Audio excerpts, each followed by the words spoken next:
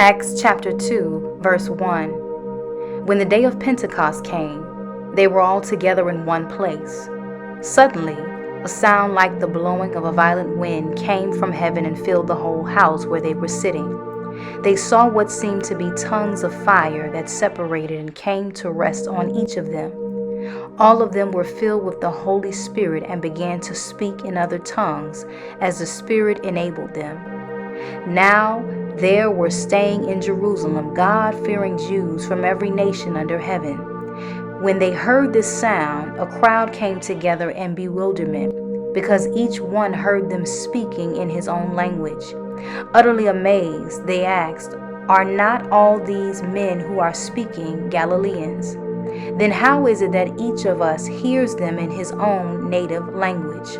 Parthians, Medes, Elamites, residents of Mesopotamia, Judea, Cappadocia, Pontus and Asia, Phrygia and Pamphylia, Egypt and the parts of Libya near Cyrene, visitors from Rome, both Jews and converts to Judaism, Cretans and Arabs. We hear them declaring the wonders of God in our own tongues."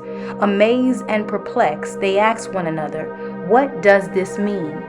Some, however, made fun of them and said, "They have had too much wine." Then Peter stood up with the 11, raised his voice, and addressed the crowd. "Fellow Jews, and all of you who live in Jerusalem, let me explain this to you. Listen carefully to what I say.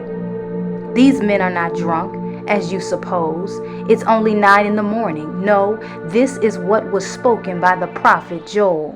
In the last days, God says, I will pour out my spirit on all people. Your sons and daughters will prophesy. Your young men will see visions. Your old men will dream dreams. Even on my servants, both men and women, I will pour out my spirit in those days, and they will prophesy.